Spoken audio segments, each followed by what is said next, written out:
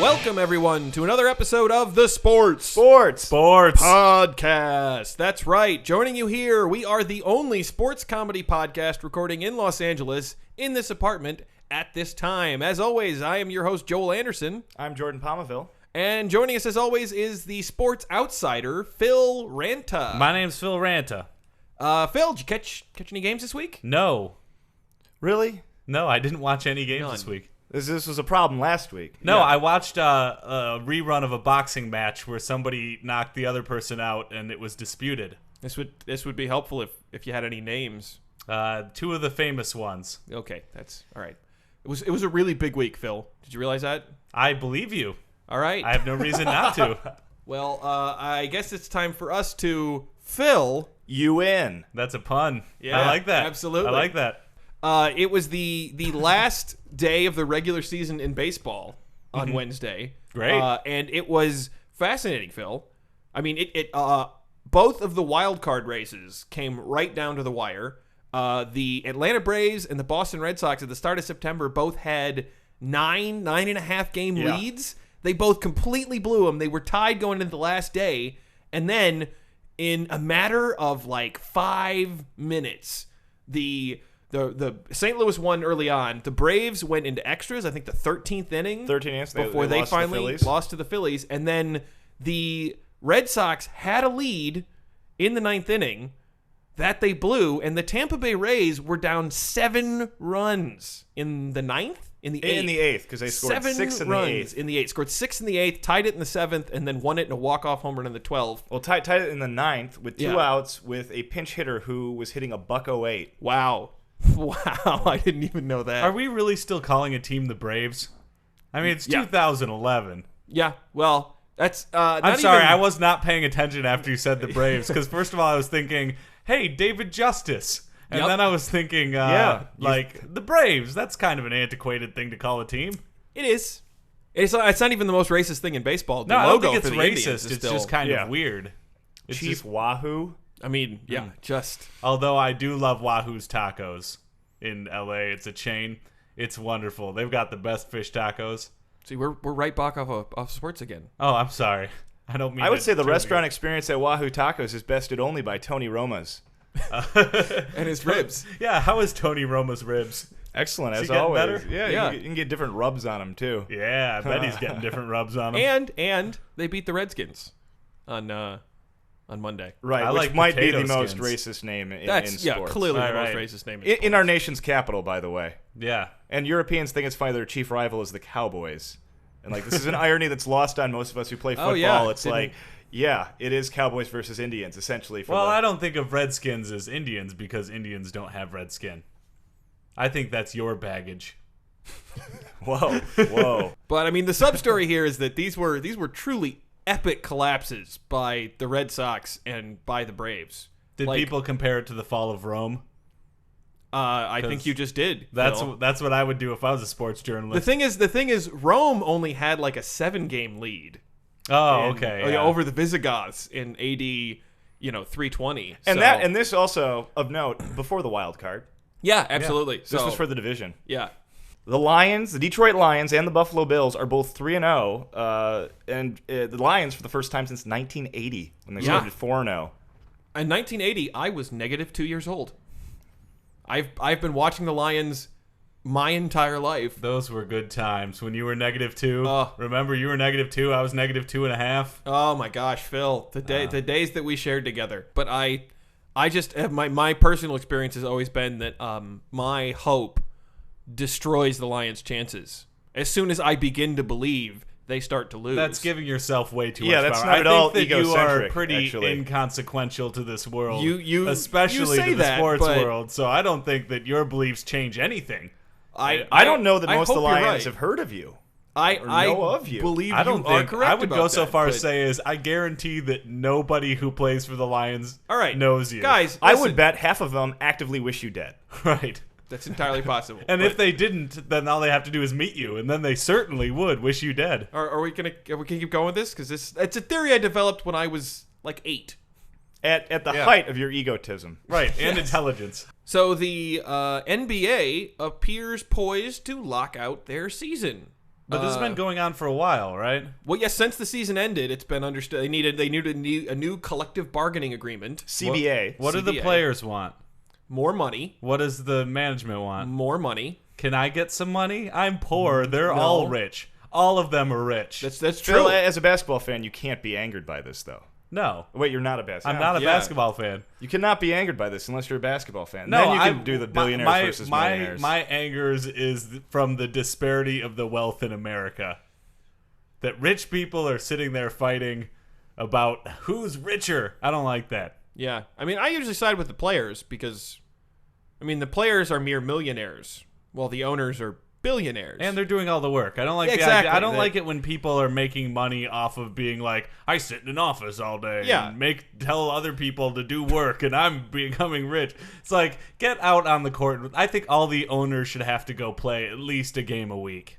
Ooh, that'd be an interesting. Maybe the NBBAB would be that much better if you had to give a roster spot to your owner and he had to play 5 minutes of every game. I feel like we're killing dunks in the process, though. Oh, that's true. You're putting those guys in the court. That's what I'm. You don't think they can dunk? No. How about they all get little trampolines that they get to set out on the court? Well, that's and kind of then the they can jump mascots off bit, it. though. Yeah. Oh, that's true. It's kind of how they roll. You want to put the mascots out of work. There was a story that came out this week that a third of the tickets to next year's Paralympic Games in London are going to be sold by a ballot process because the first round of tickets sold more quickly than expected.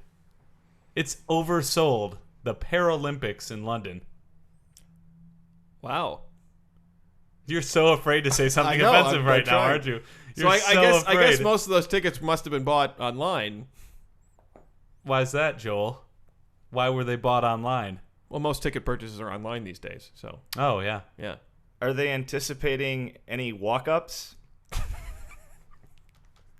That's what they call sales the day of. Yeah. Moving on. One more weird story. Police are investigating the legalities of a bus that operates as a mobile strip club for tailgating Detroit Lions fans before home games.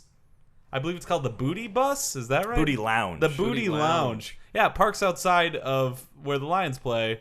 I've been saying it wrong the whole time. Ford Field. Ford Field. Yeah. It parks outside of Ford Field, and they have strippers. For the Detroit in the news, everybody. It's about for something time. other than unemployment. Right. In fact, this is about employment that they're trying to make into unemployment because they're trying to fire these strippers. Yeah, come on. I think it's great to see strip clubs straddling the outskirts of the city along 8 Mile and see some in the central business district of the absolutely. city, other than Bazooki's 2 in Greektown, which, Yeah. it's Bazooki's 2. But Booty Lounge now, Yeah. go to that. I think that all strip clubs should be mobile. When I go to a food truck, I'm like, this is great because the food is there when I want it. Strip clubs aren't often in the part of town that's there when you want it. Also, the low overhead probably allows for discounts on lap dances. And the low overhead caused a lot of strippers to bump their heads when they're on the pole. Zing. I was just thinking that I've been to a strip club in my life twice, and I was thinking about the way they would dance like around the pole, and it'd have to be an awfully big bus to give them enough room to. Or a very intimate setting, you know what I mean? Like the guys must be right up there with the girls, right? Well, I know the strippers often rub things in people's faces, but if you get What like kind of kicked things, in Joel? the face, things, Like what? appendages, What kind of appendages? their breasts. Yeah, there it is. I don't know why I had to say it. Because I like to hear it. Okay, fine. We take you now to the live press conference where Matt Helton, president of NASCAR, is announcing the new Sprint Cup schedule for 2012. All right, settle down, everybody. I got the new schedule right here. All right, I'll read it off for you right here. All right. 10 o'clock a.m.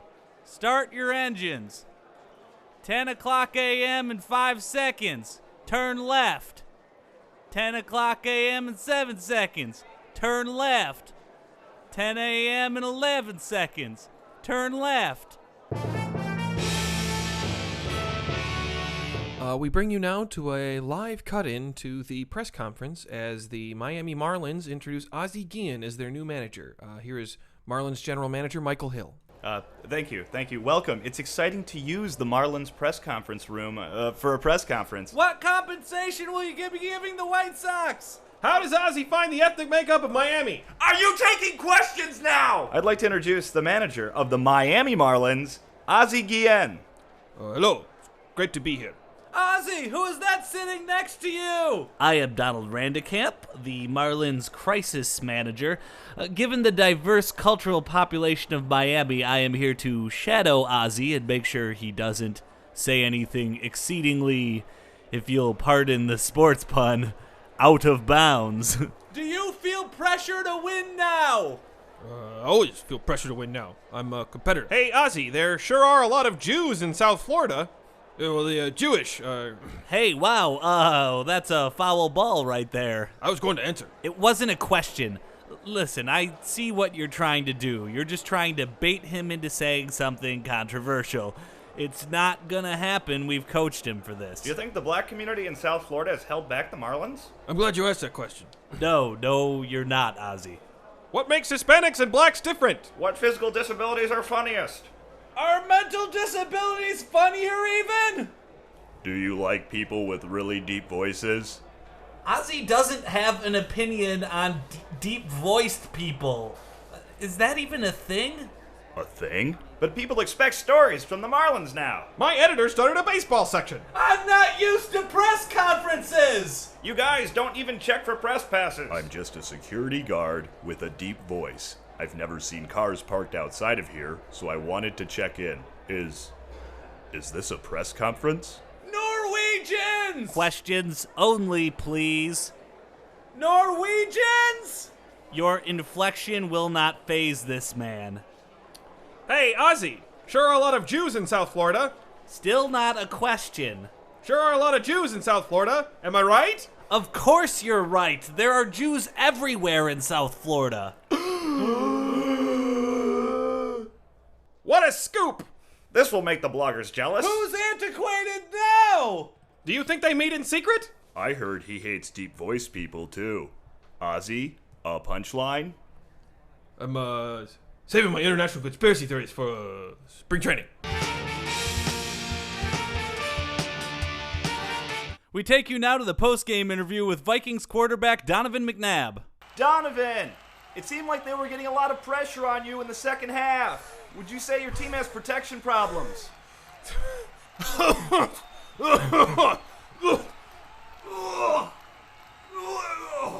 How would you describe this difficult road environment? It's your pot pie turkey and cream corn.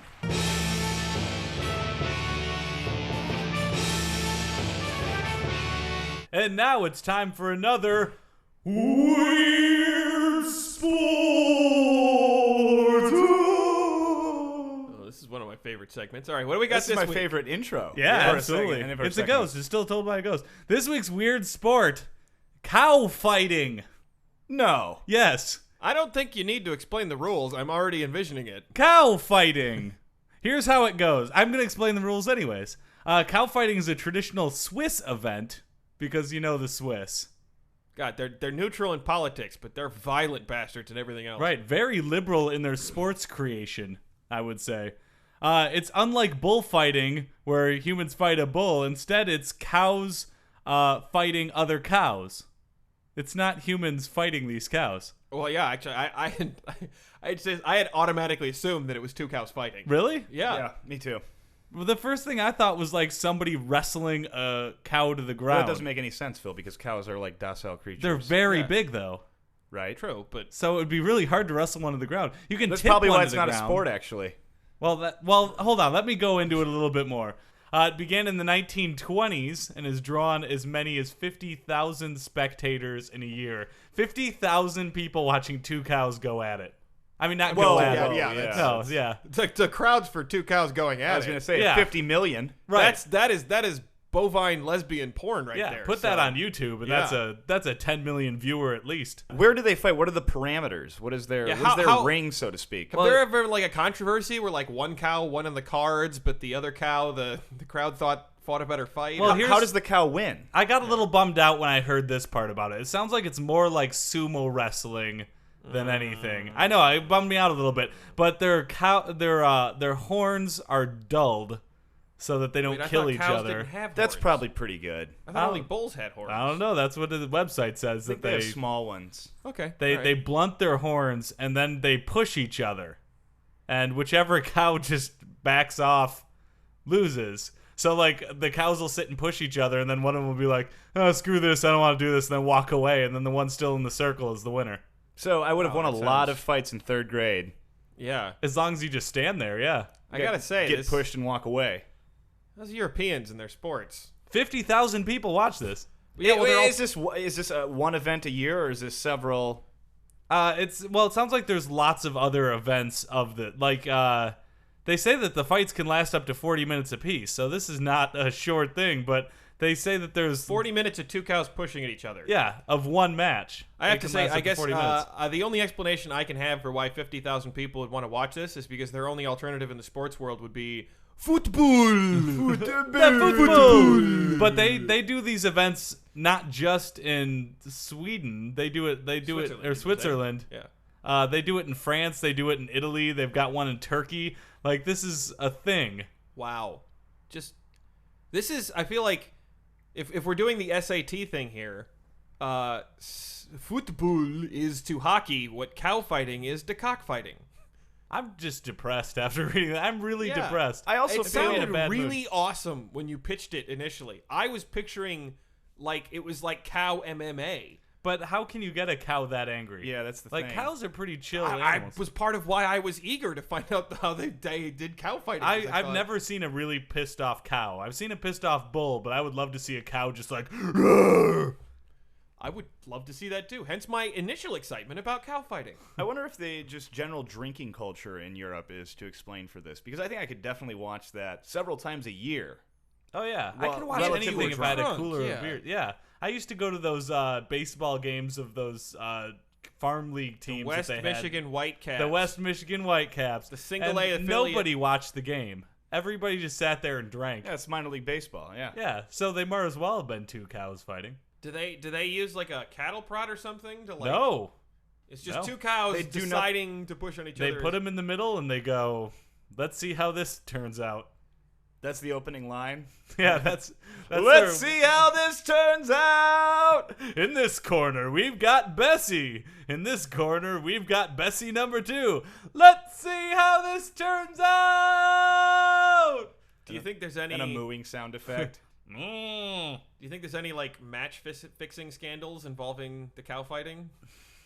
The Like, Europeans will bet on anything. Bessie took a dive. She's clearly the queen of queens this year, but the money was too good. If you can train a cow to do anything other than just stand there, I'm impressed. All right, that has been another edition of Weird Sport.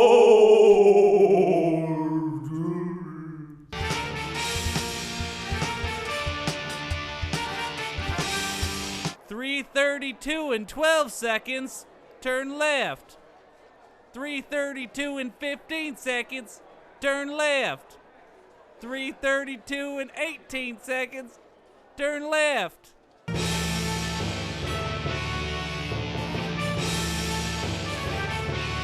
Hey there, everybody. Here at the Sports podcast, we are really happy to have our guest today, who is Jacob Harper. Jacob Harper is a comedy writer for Top Story Weekly and the sketch group Gufton, formerly known as Townville. And he's here with us today to talk some baseball. Welcome, Jacob. Hi, Jacob. Hey, what's going on, guys? Yeah, wanted to bring up the baseball games yesterday, because I'm assuming as a Cardinals fan, you were obviously tuned into the Cardinals game. The Cardinals game wasn't a game for very long, but wasn't that a really exciting night of baseball?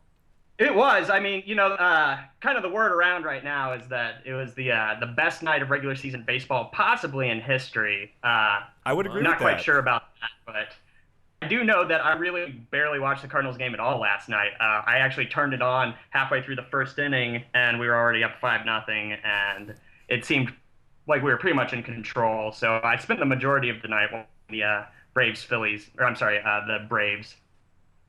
Yeah. So that's really Phillies the game. perfect. Yeah. That's the ideal situation for you, because then you are not nervous at all, and you just get to sit back and watch all of these other teams as they chew their fingernails to the quick.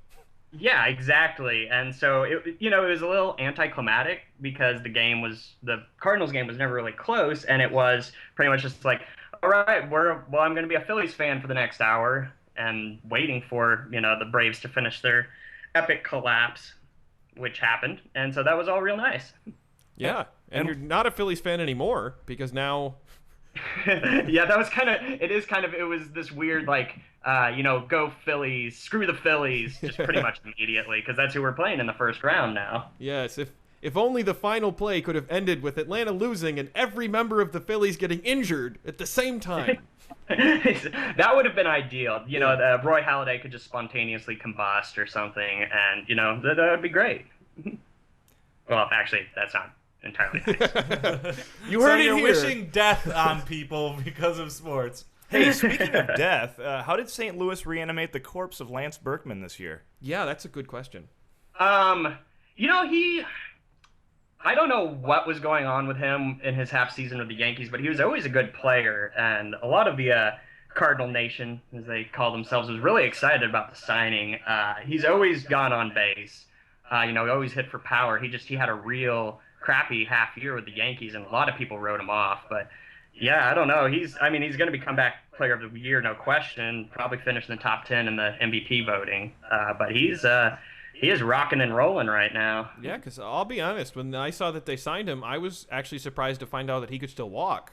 Yeah, I think he's got a bum knee, and depending on who you talk to, he's either the Big Puma or Fat Elvis. Wait, what? His nicknames. Oh, okay. No, he's not really a giant puma or the reincarnation of Elvis as an overweight gentleman. I was really confused. Doing these interviews just audio, can't pick up I didn't jokes provide like any that. context for that at all, so No, yeah. I could understand why that would be a problem. Right. Do you have any thoughts on in terms of the baseball offseason? You got Albert Pujols. Will he be a Cardinal next year? And if not, where do you think he lands?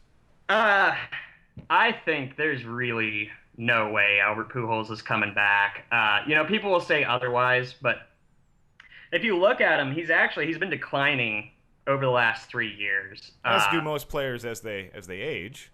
Yeah, I mean, and that's true. I mean, he's already past that. I believe it's 27 is kind of the generally held peak of most hitters, and he's already past that. And if you speak to some of the the racists back in Missouri, they'll also tell you well, Pujols is really 32 or 33 anyway.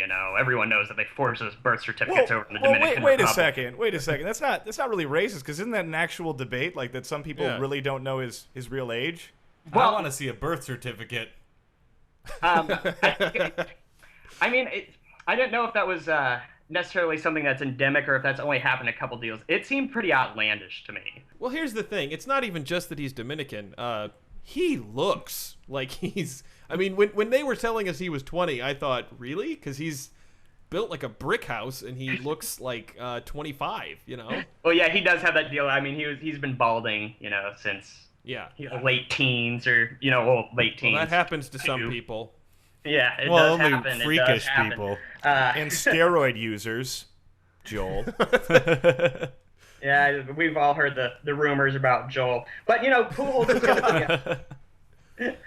Pujols is, though, I mean, he is declining, though, and he wants a 10-year contract, and I think it's just a silly proposition. I think the Cardinals could be spending their money more wisely in other places. And if I had to guess where Pujols is going, I believe the top suitors right now are the Marlins and the Angels.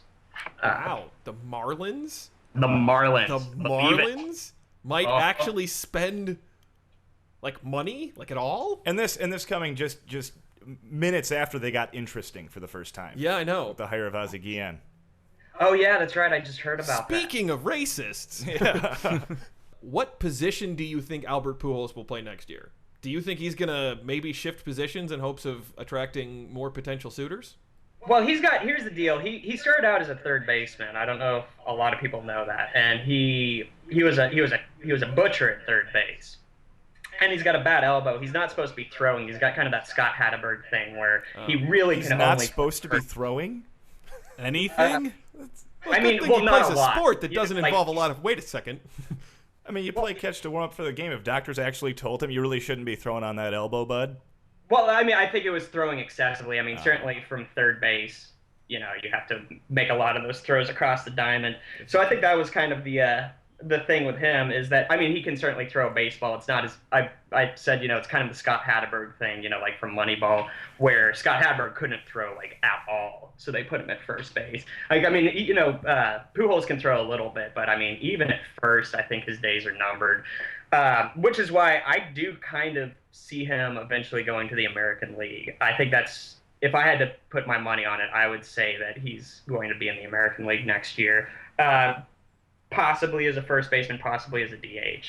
That's interesting, especially the Angels. I mean, the Angels got Mark Trumbo and hypothetically Kendry Morales, should he ever recover from his, I mean, I think maybe the funniest injury in the history of baseball. What's the injury? Hold on, I'm behind. He was running home after hitting a game-winning home run, and he jumped into the air and put his arms up and then landed in the plate and broke his leg, and he's been out for a year and a half. Well, you also skipped the point. The team mobbed him at home plate. Did some pitcher hurt his foot celebrating a win, running out of the dugout? Didn't that happen a couple years ago? I believe he was clicking his heels. I know Chuck Knobloch gave himself like third-degree frostbite from like icing a thumb, or some shit like that. It was really bad. And actually missed like a week of baseball. Wasn't there a pitcher for the Tigers that got hurt by playing Guitar Hero? I thought I read something about that. Joel Zumaya. That was a Zumaya, right? Yes, Yeah, it was. He became my hero on that day. I've hurt myself playing Guitar Hero, so I know. Here's I feel the his thing. pain. In retrospect, Phil, Joel Zumaya hurt himself doing a lot of different stuff. Yeah. So. I think I understand you, but probably not. You know what? We've come to that time, everybody. Here we it's go. time for the shot clock. The shot clock. I fold under the pressure, so let's get this over with. 35 seconds. College basketball shot clock. All right. Are you ready? Yes. Go. How old is Albert Pujols? 30. How old is Albert Pujols really? 36. Who do you like? Tigers versus Yankees. Tigers. Rays versus Rangers. Rays. St. Louis Phillies. St. Louis. Brewers Diamondbacks. Brewers. Who do you like in the World Series? St. Louis and Tigers, rematch of 2006. Oh. Okay, who do you think the biggest signing for the Cardinals is going to be this offseason? Jose Reyes. That's the shot clock. Wow, Jacob won the shot clock. Did you? Did you run out the questions? We ran out of questions. That's impressive. Well, Jacob, it's been awesome having you on. Thank you so much for doing the interview, man. Thank you, guys. Do you have anything you want to plug? Just Top Story Weekly at the Iowa West in Hollywood. Weekly sketch show. Funny stuff. All right, fantastic. Thank you, Jacob. All right. All right, thank you. Midnight and 3 seconds. Still sleeping. Midnight and 6 seconds. Still sleeping. Midnight and 11 seconds. Still sleeping. All right, and we're concluding the Sports podcast with Valiant Prophecies. Thunder. And last week we did a couple college football picks, but this week with the MLB postseason just starting, let's pick the MLB postseason. ALDS, Phil, Tigers, Yankees. Tigers. They're from Detroit. Tigers like the pitching. Tigers, I also like them. I like the Tigers in 4. Not homers. Rigged. Rangers, Rays. Rays a sunshine on my shoulders.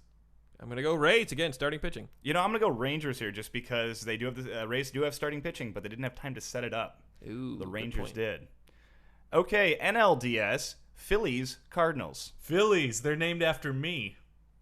That's a good point. Phillies, too. Sorry, Jacob. I also take the Phillies there. The other NLDS series, Arizona Diamondbacks, Milwaukee Brewers. I think that a Diamondback would kill somebody who brewed beer, so I'm going Diamondbacks. I'm going to go with the Brewers. Better pitching. I'm going to go with the Brewers, but I think this is going to be the most interesting of all the DS series. All right, everyone. Thank you. And this has been the Sports Podcast. I'd like to first of all thank Jacob Harper, our guest today. Phenomenal guest, great Cardinal talk. I'd like to thank the Jacob. Comedy Podcast Network. And would like to thank everyone for tuning in. You can follow us on Twitter at Sports3Podcast. And you can check us out on your favorite social media site, facebook.com/sportsportsportspodcast. And you can check us out on Friendster in your imagination.